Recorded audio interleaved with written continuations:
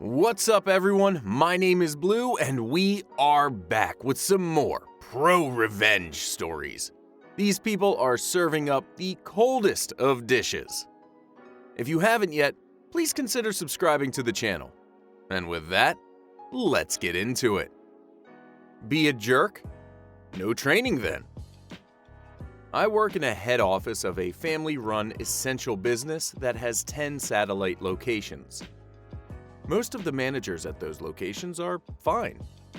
The fellow who runs the storefront attached to the office is a real peach though, so will be referred to as such. He comes into my office all the time to complain about every little thing, from his staff not working to how we aren't processing his requests for inventory fast enough. Our DM hates his guts because his staff have to be rotated out on a weekly basis because they just don't want to work with him, as he constantly berates everyone and no mistake is ever his fault. It's gotten so bad that other staff refuse to be rotated to the head office storefront. Peach also loves to come into my office strutting about like he owns the place and stealing things off of our desks when we're not looking or away. Nothing major, just pens and supplies, but it's annoying as heck. I do suspect him of stealing lunches, but I can't really prove it. He's also disorganized as heck and makes our job harder. His invoices are a mess, and he doesn't properly account for his inventory or expenses. And we have to put up with it because he turns up the charm with the owners, a really nice couple, and is the top sales guy in the company, hence his posting here. So now to my petty revenge. It is an ongoing situation. Our software provider is going to roll out a new version of our invoicing software. Functionally, it is the same, but visually, it's like night and day, and a lot of the old menus have been slimmed down or moved around. It's my responsibility to do teleconferences with the staff at our locations and illustrate to them the differences and conduct training as best as I am able, given the circumstances. And we'll be rolling out the new version this coming Monday, as our provider will be ceasing support for all previous versions. I showed the cashier just fine. Peach refuses to learn. I told him that it would be to his benefit to learn now as support was ceasing. He didn't care. I told him that the new version would be rolling out very soon, and the DM needed everyone to be on the same page and using the new software. Also didn't care. And then he told me he would continue using the old version. He's the type that just does what he wants. In my final Zoom meeting with the owners and the software people today, I reported that the new version is good and that most of the staff were taking to it well. But if our provider were ceasing support for the old version, there would be no need to keep it installed at the storefront, surely. Everyone agreed. So, at week's end, the plug is going to be pulled on it at the store level. The upper management and owners support this fully for the sake of efficiency, and the software company thinks it's great to pull the band-aid off quickly, so to speak, and I guess this saves them resources too. Peach's cashier is aware, and she is eagerly awaiting the hissy fit on Monday. Man, this Peach sounds like a real princess. Yeah, I had to go there. I had to. But regardless, this dude kinda sucks. Just like, learn the tools of your trade, keep doing your job, stop being a jerk. Besting a travel insurer. In 2013, my dad passed away while my brother and I were on our own independent international adventures. I was in Spain and my brother was in Canada, and we needed to get back to Australia.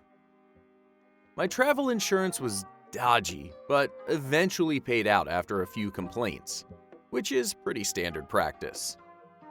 My brother tried to claim $9,000.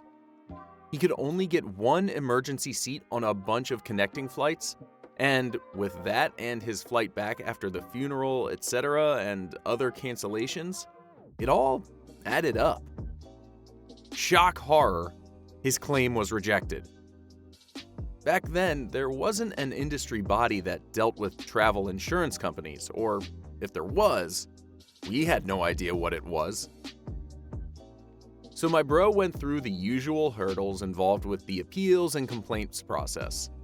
Eventually, they told him that his claim for $9,326 was rejected and their determination was final. So back then, companies didn't really have Twitter handles, especially not insurance companies.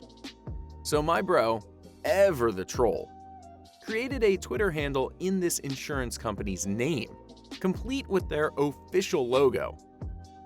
He quickly set about gaining thousands of followers and legitimately began answering their questions with truthful, albeit quite negative responses. Things like, question: my daughter and I want to travel to Paris.